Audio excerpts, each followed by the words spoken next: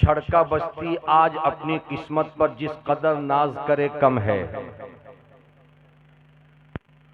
इसलिए कि नाज बंदा उस वक्त करता है, फख्र उस वक्त करता है कि जब उसको कोई नेमत मिलती है। दुनिया की कौन सी वो नेमत है जिस नेमत को पाकर बंदा नाज करता है? कोई कहेगा कि मुझे दौलत मिली मैं नाज कर रहा हूँ, औलाद मिली नाज कर रहा हूँ, घर मिला नाज कर रहा हूँ, संसार मिला नाज कर रहा हूँ, नौकरी मिली नाज कर रहा हूँ, दुकान मिली नाज कर रहा हूँ। लेकिन मैं कहता हूँ दुनिया की सबसे बड़ी दौलत का नाम है मोहम्मद मुस्तफ़ा। प्यार से बोलिए सल्लल्लाहु अलैहि वसल्लम। उस दौलत से बढ़कर के कोई दौलत नहीं। छड़का बस्ती आने वालों, आज अपनी किस्मत पर नाज करो कि तुम्हें मदीने वाले आका के शहजादे आज तुमको मिले हैं। मचल के बोलो सुभान अल्लाह, जरा लहक के बोलो माशा अल्लाह। मुझसे पहले आप लोगों ने अपने अपने तौर पर तकरीर करने वाले, नाज शरीफ पढ़ने वाले आते रहे और उनसे आप महजूज होते रहे। इस वक्त सखावत हुसैन बरकाती आपके बीच हाजिर है। आप उठक बैठक कम करें या तो नहीं करें, जहां जिसको जगह मिली है बैठ जाए और बैठा रहे ताकि कुछ देर खिताबत हो जाए।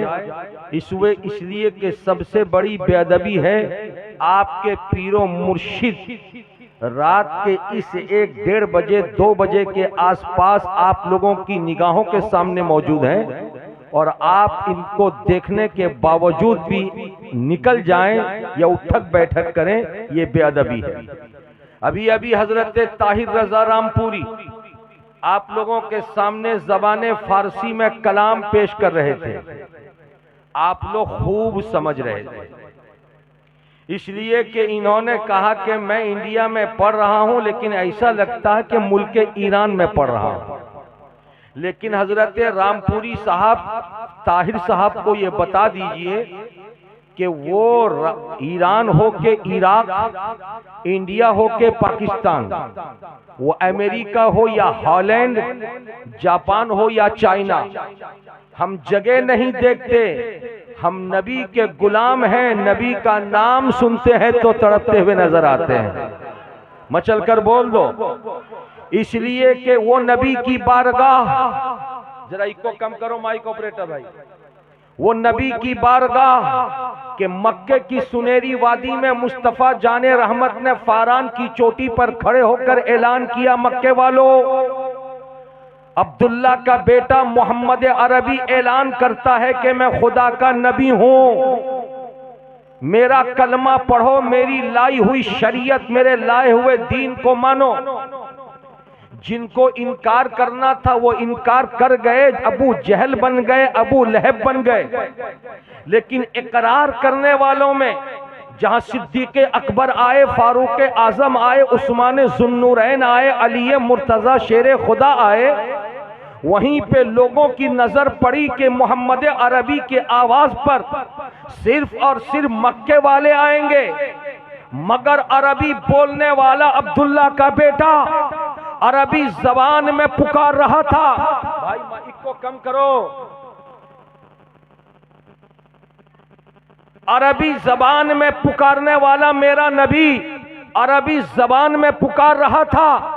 मक्के वाले अरबी को तो समझ रहे थे, दौड़े हुए आए, लेकिन किताबों को उठाकर देखिए, तारीख के सफाहात में जहां सिद्दीक़ अकबर का नाम है, फारूक आजम का नाम है, उस्मान ज़ुन्नूरैन का नाम है, अली मुर्तज़ा शेर खुदा का नाम है, हजरत साद का नाम है, हजरत सईद का नाम है, हजरत अबू हुरैरा का नाम है। वहीं पे आपको सुनहरे हुरूफ में मुल्क फारस से आने वाले हजरत सलमान का भी नाम है। बोलो प्यार से, कुछ बुझते पारछे ना अपनी।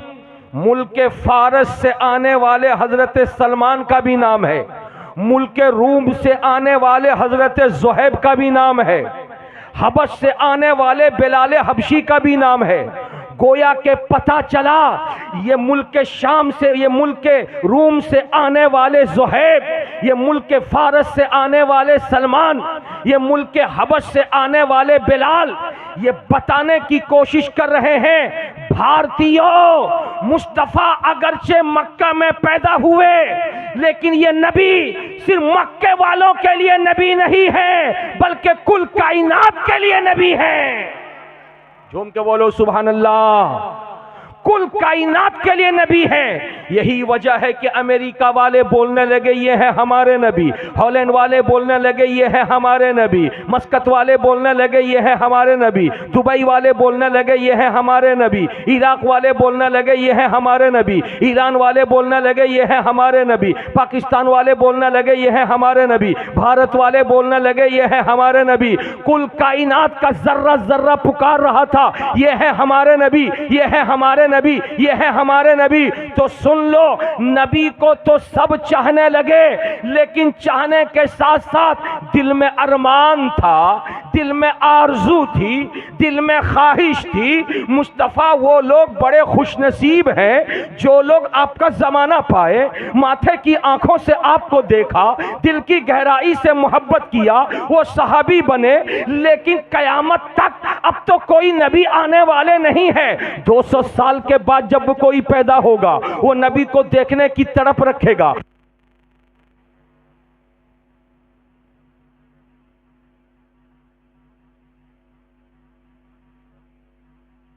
बाद कोई पैदा होगा वो नबी को देखने की तड़प रखेगा, उसकी तड़प कैसे पूरी होगी? तो मेरे नबी ने फरमाया हर इंसान का नसब मुनक़ता हो जाएगा मगर मेरा नसब, मेरा खानदान, मेरा सिलसिला कयामत तक बाकी रहेगा। 1400 साल के बाद पैदा होने वालों घबराओ नहीं, अगरचे माथरूर के रगों में होगा, दूल्हा के रगों में होगा, मसूद के रगों में होगा, ये मेरे बेटे होंगे, इनको देख लोगे मेरी याद ताजा हो जाएगी।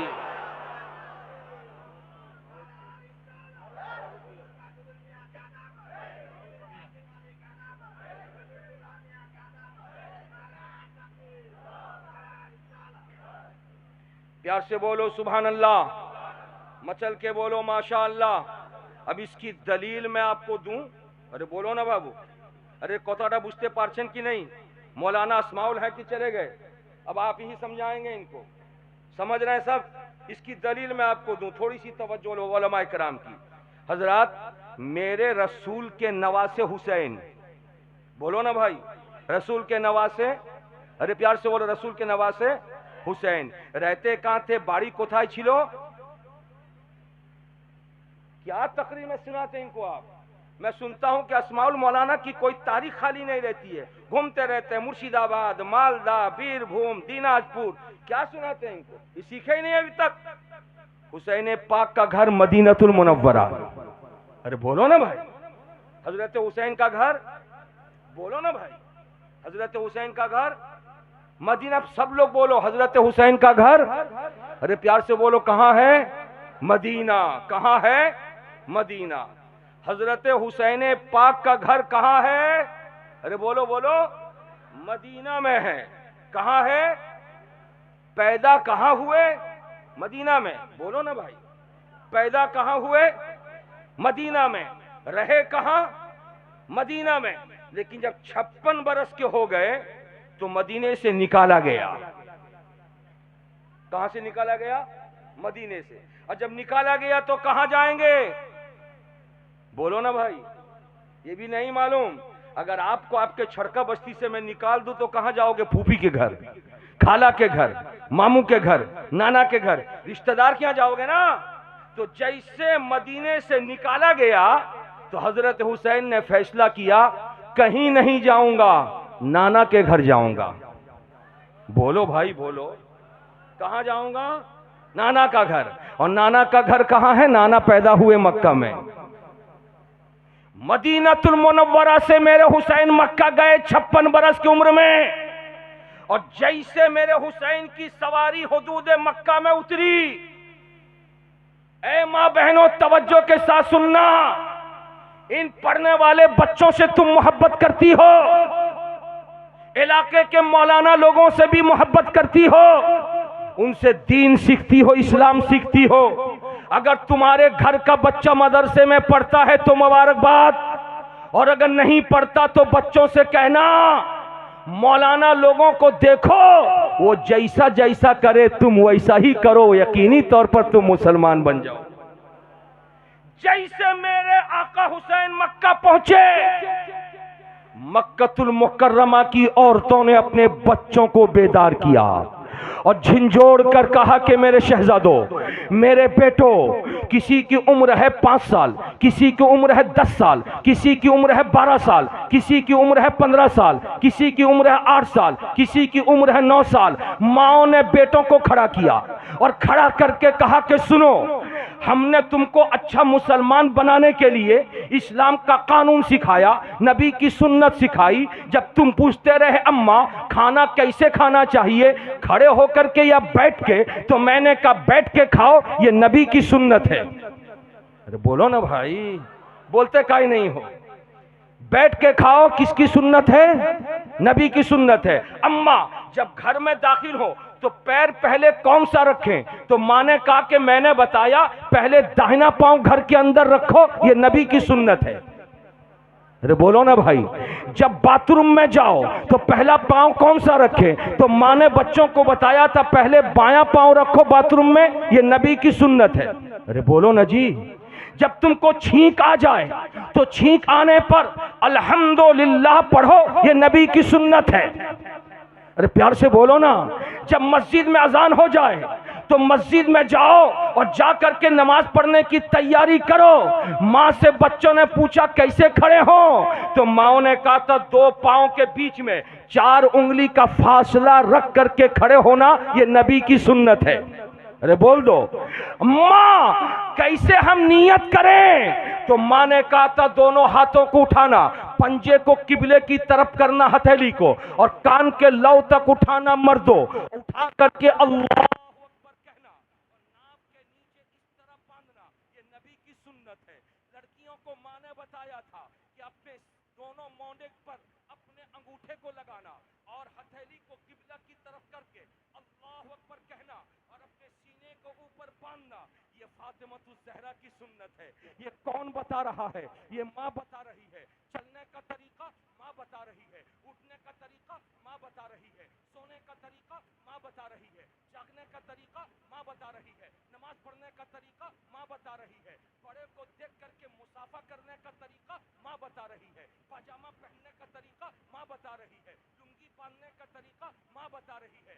जैसे मेरे हुसैन मक्का पहुंचे, दोनों माओ ने बेटों को बुलाया और बुला करके कहा बेटो, जो कुछ भी तुम्हारे पैदा होने के बाद से हमने सिखाया था वो सब थ्योरी था कि ऐसे करो ये नबी की सुन्नत, वैसे करो ये नबी की सुन्नत।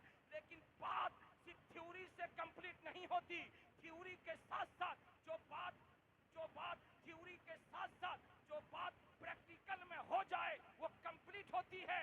जो सिखाया था वो थ्योरी थी। अब अगर प्रैक्टिकल में देखना चाहो तो आओ, मदीने से हुसैन आए हैं, उनको चलता हुआ देखना, समझ जाना नबी थे, उनको खाते हुए देखना, समझ जाना नबी ऐसे ही तनाउल फरमाते थे, उनको नमाज पढ़ते हुए देखना, समझ जाना नबी ऐसे ही नमाज पढ़ते थे, उनको लुंगी और तहबंद बांधते हुए देखना, समझ जाना नबी ऐसे ही तहबंद बांधते थे। तो मुझे कह लेने दो, आज हुसैन नहीं आए हैं छड़का बस्ती, हुसैन का शहजादा आया हुआ है, हुसैन का बेटा आया हुआ, गुलाम आया हुआ है, हुसैन की औलाद आई हुई है। अगर तुमको दीन सीखना है तो देखो मुस्कुराना किसको कहते हैं? हुसैन के बेटे को मुस्कुराना मुस्कुराता हुआ देखना, समझ जाना हुसैन ऐसे ही मुस्कुराते थे। हुसैन के बेटे को बातें करते हुए देखना, समझ जाना रसूल कौनैन ऐसे ही बातें किया करते थे। इसलिए कि बड़ों की अदा को कौन सिखाएगा? बाप की अदा को बेटा सिखाएगा। छड़का बस्ती वालों, वो मदीने में सोने वाला नाना है और छड़का बस्ती में आने वाला नवासा है। प्यार से बोलो, मचल के बोलो। इसलिए बड़े खुशकिस्मत हो आप कि आज आपके दयार में आले नबी आए हुए हैं। बोलिए कौन आए हुए हैं? अरे प्यार से बोलो, आले नबी आए हुए हैं।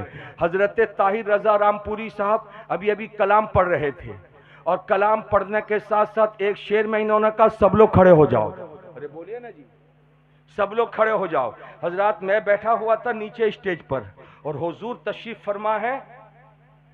बोलो ना भाई, इसका नाम क्या है? अरे सोफा बोल, सोफा। क्या नाम है? बोलो ना जी, क्या है? सोफा पर। तो जाहिर है जो नीचे बैठा है उसका सर भी नीचे और जो ऊपर बैठा है, अरे बोलते काहे नहीं, कुछ बोलते काहे नहीं वे लोग? अरे जो नीचे बैठा उसका सर भी नीचे है ना, और जो ऊपर बैठा है उसका सर भी ऊपर है। तो हजरात जब आप सब लोग खड़े हुए तो मेरा चेहरा आपका चेहरा बराबर में रहा। मैं आपके सर को नहीं देख सका, लेकिन मुस्कुरा के कह दो तुम कौन खड़े हो, कैसे खड़े हो, कहां खड़े हो। ऊपर बैठने वाला सबको देख रहा था। अरे बोलो ना भाई, प्यार से बोलना। ए बच्चा तू नाराज है मुझसे? नहीं है तो बोलता काहे नहीं सुभान अल्लाह? तेरी अम्मा मना की है क्या? नहीं बोलेगा तो बोल प्यार से सुभान अल्लाह। खड़ा हो, खड़ा हो जल्दी से। अरे खड़ा हो, दोनों हाथों उठा के बोलो सुभान अल्लाह। वाह सुभान अल्लाह। बैठिए। हजरत इतना आपने समझ लिया? अरे बोलिए ना जी। तो हुजूर समझ रहे थे ना? हुजूर बड़े अदब के साथ अर्ज करूंगा, ये छड़का बस्ती नहीं है, ये छड़का बस्ती नहीं है, ये कलीमी गुलामों का ये आमाज खाना है। प्यार से बोल दो, मचल के बोल दो। आज पूरा मैदान कलीमी गुलामों से भरा हुआ है। मैदान का कोना कोना गुलामाने कलीमी के सरों से भरा हुआ है। इन शहजादों को देख करके मुझे खुशी मिले या न मिले, मौलाना अस्माउल को खुशी मिले न मिले, बैठने वाले उलमा इकराम को खुशी न मिले या न मिले, मगर मेरे आका हुजूर सरकार ख्वाजा मसूद मिल्लत जरूर मुस्कुराए होंगे। क्यों ना मुस्कुराए? इसलिए कि मेरी निगाहों के सामने मैंने एक बंदे को देखा था जो एक आम के गाछ के पास जाकर के खामखा मुस्कुराता नजर आ रहा था। मुझे लगा ये बंदा कहीं पागल तो नहीं है, इसके हाथ में मोबाइल भी नहीं है, कान में ठिप्पी भी नहीं है, सामने कोई मौजूद भी नहीं है, ये मुस्कुरा क्यों रहा है? मैं उसके करीब गया और जाकर के पूछा भाई तुम्हें हो क्या गया है? कहा कुछ नहीं हुआ। मैंने कहा तुम हंसते क्यों हो, तुम मुस्कुराते क्यों हो? उसने कहा इस आम के दरख्त को देख करके। मैंने कहा दरख्त में ऐसा है क्या? कहा तुम्हें मालूम नहीं, देखो आम के दरख्त पे जितने पत्ते नजर आ रहे हैं, पत्तों से ज्यादा आम का फल नजर आ रहा है। इन फलों को देख करके मैं मुस्कुरा रहा हूं। मैंने कहा मैंने भी फल देखे हैं, तुमने भी फल देखे, मैं नहीं मुस्कुराता, तुम क्यों मुस्कुराते हो? उसने कहा सखावत हुसैन बरकाती तुम जानते नहीं हो, ये आम का दरख्त ऐसा दरख्त है जो तेरे बाप ने नहीं लगाया, तेरे दादा ने नहीं लगाया, तेरे नाना ने नहीं लगाया, मेरे दादा ने लगाया था, मेरे बाप ने लगाया था। वो तो पानी दे दे करके दरख्त को बड़ा किए, जब फल निकलने का वक्त आया वो अल्लाह के प्यारे हो गए। मैं उन्हीं का लाडला हूं। इस आम के दरख्त के पास जब आ गया तो बाप की कुर्बानी याद आ गई, बाप की मेहनत याद आ गई, बाप का पसीना बहाना याद आ गया। मेरा बाप लगाया था, मेरा बाप लगाया था, ये दरख्त कितना बड़ा हो गया, फल भी दे दिया। हजरात बात समझ में आ गई। अब आओ बरकाती की बात सुनो, तुम मुस्कुराओ ना मुस्कुराओ, मैं मुस्कुराऊं ना मुस्कुराऊं, लेकिन मेरे आका ख्वाजा मसूद मुस्कुराए, इसलिए कि ये जो बागीचा, सरों का समंदर, ये जो नजर आ रहा है, ये मालदा की धरती पे किसी के बाप का लगाया हुआ नहीं है। हुजूर किबला मसूद मिल्लत के बाबा जान मसरूर मिल्लत ने जो पौधा लगाया था, दूल्हा मियां ने जो पौधा लगाया था, आज उसी का फल नजर आ रहा है।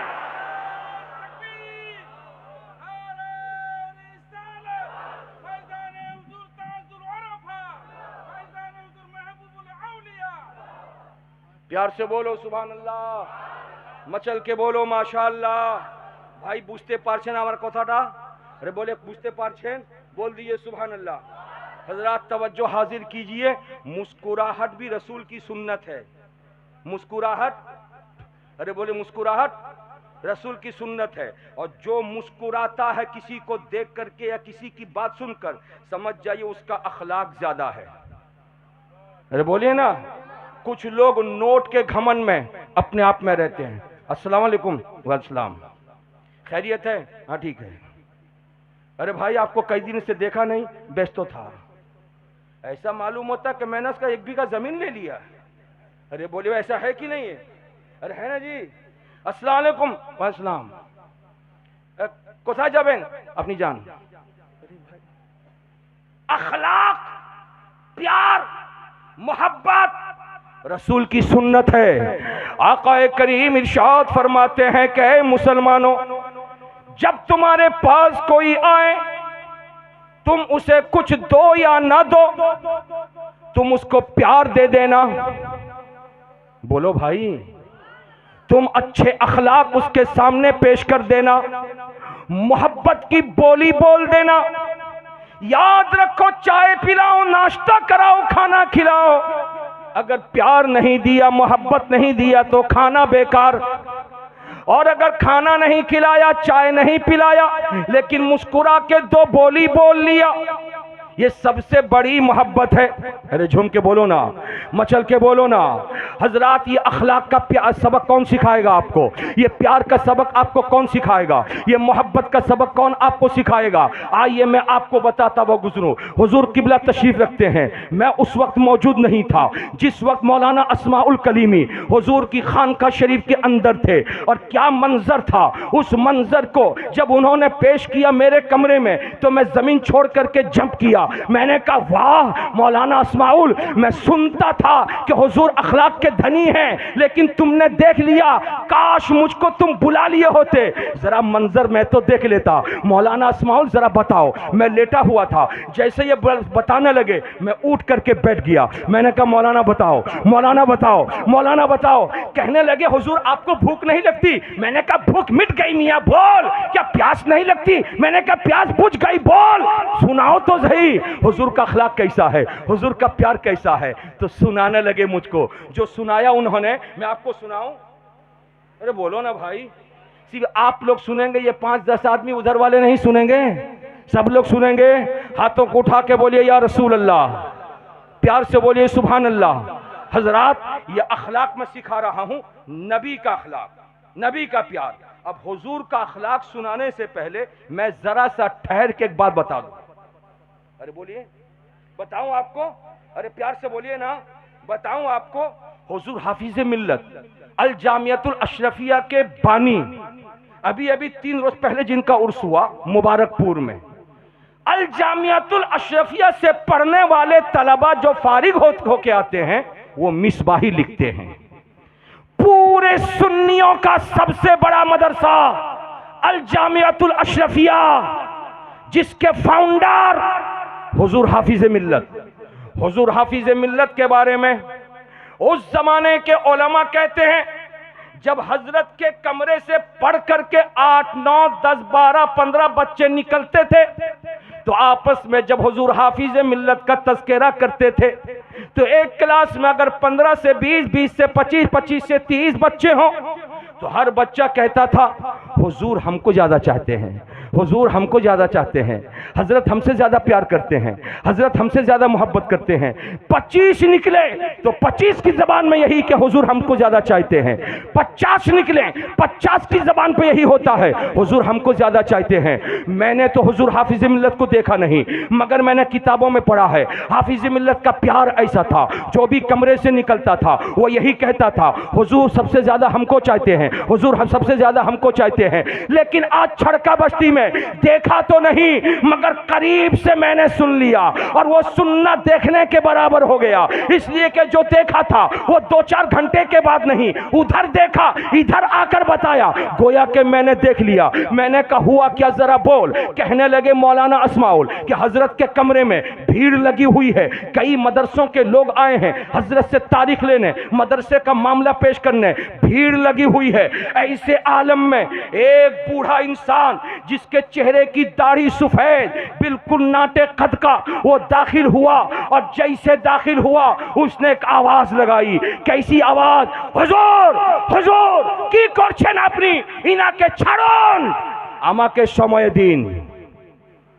अरे बोल ना भाई, यही कहा था। क्या कहा था जरा बोलिए, ये जुमला बदला होगा। क्या कहा जरा बोलिए। हाँ सुभान अल्लाह सुभान अल्लाह, प्यार से बोलिए। हुजूर ये सब छोड़ दीजिए, ये सब छोड़ दीजिए, मेरी दावत को कबूल कीजिए, मेरे घर चलिए। अरे बोलिए ना भाई।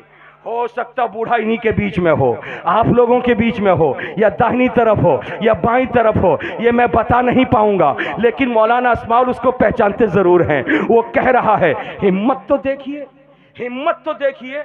आप जब जाते हैं तो डर डर के आपके पाँव में कपकपाहट तारी हो जाती है, मगर वो ज़ईफुल उम्र आदमी आता है और आने के बाद कहता, हुजूर ছেড়ে দিন, আমার নিমন্ত্রণ নিন, আমার বাড়ি কবে যাবেন বলুন। हजरात अगर मैं उसकी जगह पे, मैं उस जगह पे होता ना, मैं फौरन कहता, ओ मास्टर रुबू बिठाओ इसको, ये कौन है, बदमाश है, बोलने की तमीज नहीं है। अगर मौलाना इस्माइल होते वो भी कहते, ओ बुढ़ो मानुष बसे पड़ो, की बोलछो थाको, तुम्हार कथाटा सुना जाबे, किंतु परे सुना जाबे। हजरात आप भी होते तो यही कहते, मैं होता तो यही कहता, लेकिन मंजर उलट गया, उलट गया। जैसे कहा था हुजूर छोड़िए सबको, मेरी दावत कबूल कीजिए, इतना सुनना था, इतना सुनना था। मदीने के मुस्तफा याद आ गए, झूम के बोलो, आका करीम याद आ गए, हुजूर ख्वाजा मसूद मिल्लत के नाना मुस्तफा याद आ गए कि मेरे नबी की बारगाह में आने वाली एक औरत आती है, जो औरत धूप में खड़ी है, रसूल कौनैन से कुछ कहना चाहती है। सारे के सारे साहबा एक तरफ खड़े हैं, मेरे आका साहबा के बीच से निकल के औरत के पास गए। औरत बोलती रही, बोलती रही, बोलती रही। धूप सर पे है, धूप की तमाजत है, सूरज की शुआएं हैं, वो बुढ़िया भी धूप में खड़ी है, मेरा रसूल भी धूप में है, साहबा इकराम सामने खड़े हैं, पीछे की तरफ खड़े हैं।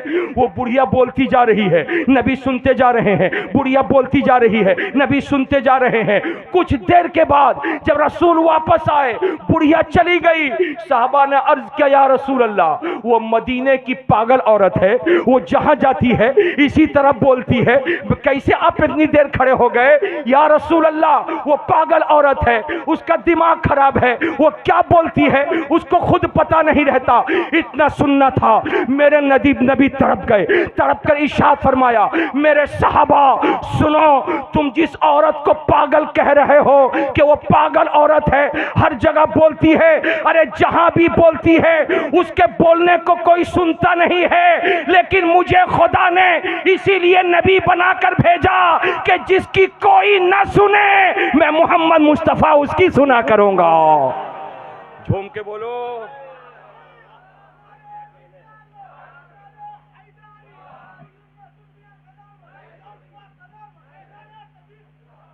प्यार से बोलो सुभान अल्लाह। इसीलिए तो नबी को यतीमों का मावा कहा जाता है, इसीलिए तो नबी को मिस्कीनों का मलजा कहा जाता है, गुलामों का आका कहा जाता है। वो मुस्तफ़ा करीम है, उनका करम गरीब और अमीर सब पर यकसा है।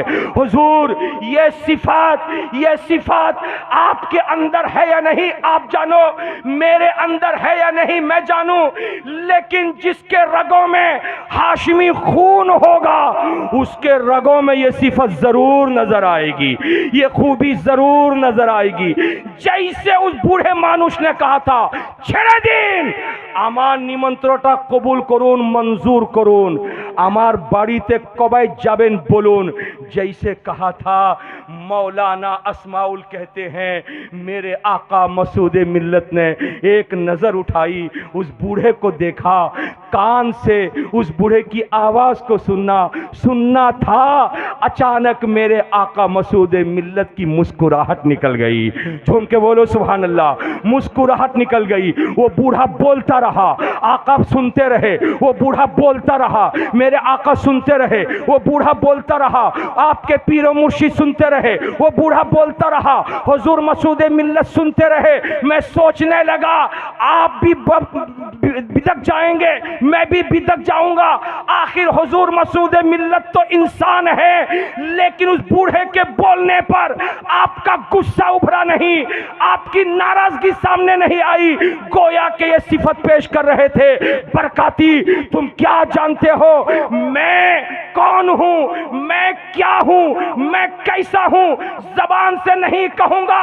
जिस लोटे में पानी होगा टोटी से पानी निकलेगा, लोटे में दूध होगा टोटी से दूध निकलेगा, लोटे में शहद होगा तो टोटी से शहद निकलेगा, लोटे में दूध हो टोटी से पानी निकले मुमकिन नहीं, लोटे में पानी हो टोटी से दूध निकले मुमकिन नहीं। तुम कौन हो, तुम क्या हो, तुम कैसे हो तुम जानो, मगर मैं तो नबी का शहजादा हूं और मेरे नबी का अखलाक इतना प्यारा था कि कुरान ने कहा इन्नका लअला खुलुकिन अजीम। जब नबी का अखलाक इतना प्यारा था तो शहजादे का अखलाक ऐसा ही प्यारा है।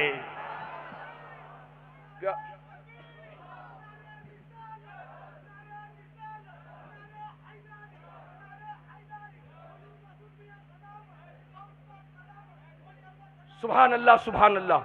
मेरे बुजुर्ग और दोस्तों, ये खूबी अपने अंदर पैदा करो। बात समझ आ रही है? ये खूबी अपने अंदर पैदा करो। और आज हिंदुस्तान में जरूरत भी है। आपको दहशतगर्द कहा जाता है, आपको जंगजू कहा जाता है, आपको लकड़ी लगाने वाला कहा जाता है, आपको कत्ल करने वाला कहा जाता है, आपको कटवा का नाम दिया जाता है।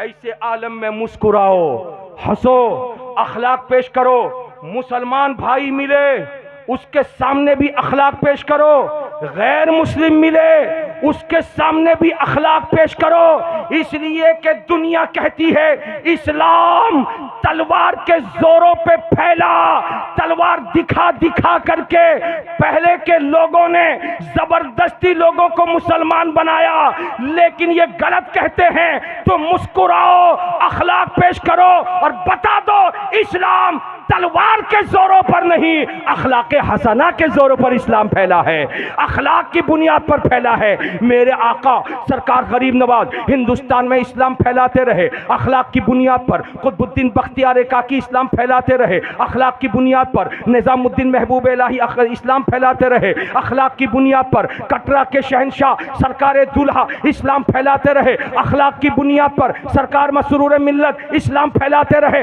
अखलाक की बुनियाद पर। पता चला जो ताकत अखलाक की होगी उस ताकत का मुकाबला दुनिया कर नहीं सकती। यही सबक देने के लिए, यही पैगाम देने के लिए सरकार मसूद मिल्लत तशरीफ फरमा है। गुलामों से कहते हैं इत्तेहाद कायम करो, प्यार बांटो, मोहब्बत बांटो, दुश्मनी खत्म करो, रंजिश खत्म करो, अदावत खत्म करो, भाई भाई की दुश्मनी खत्म करो, प्यार में ढल जाओ। आने वाला वक्त हिंदुस्तान में मुसलमानों के लिए बहुत ज्यादा खतरनाक हो रहा है, इसलिए आपस में मिल्लत पैदा करो, खुद भी प्यार बांटो, गैर मुस्लिम मिल जाए उससे भी मोहब्बत से पेश आओ।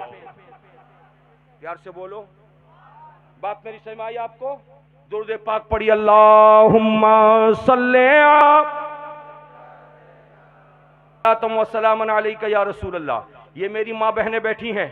हजरात, अच्छा किया हमारे छड़का बस्ती की जलसा कमेटी के लोगों ने बीच में पर्दा दे दिया। ये पर्दा दे करके डिवाइड कर दिया, दो भाग कर दिया। ये जेंट्स व लेडीज, इधर मर्दाना उधर जनाना, है ना भाई। इधर बाप बैठे हैं, उधर माँ बैठी है। अरे बोलिए, इधर भाई बैठा है, उधर बहन बैठी है। अरे बोलिए ना जी, प्यार से बोलिए। इधर चाचा बैठे हैं, उधर भतीजी। इस्लाम में सिर्फ मर्दों का ही रोल नहीं है, इस्लाम में जितना रोल मर्दों का है उतना ही औरतों का भी है। तुम क्या समझते हो इस्लाम सिर्फ मुसलमानों का मजहब, मर्दों का मजहब है? नहीं, इस्लाम औरत का भी मजहब है। और जब औरत का मजहब है तो इस्लाम के कानून पर चलने के लिए मर्दों को जितनी तंबीह की जा रही है, औरतों को भी उतनी ही तंबीह की जाएगी। इसलिए कि इस्लाम घर घर जो पहुंचा है, घर की माओं ने अपने आंचल में इस्लाम की दौलत लिया है, उसको बेटों में जब तकसीम किया है तो बेटा मुसलमान बन के निकला है। लेकिन आज हमारे यहाँ, हमारे समाज में ऐसे गंदे रिवाज कायम हैं जिनकी बुनियाद पर जब रास्ते घाट में मुस्लिम घर की बहू बेटियों को कोई देखता है तो वो सोचने पे मजबूर हो जाता है कि क्या यही मुस्लिम खातून है, क्या यही मुस्लिम घर की औरत है, क्या यही इस्लामी तहजीब वाली औरत है? वो कौन से मरासिम हैं जिनको अदा करने के लिए क्या करना चाहिए, क्या नहीं करना चाहिए। हजरात, आज मैं खास कोल की धरती से जब आपके छड़का बस्ती आ रहा था तो दो जगहों पे मेरी गाड़ी रुकी थी।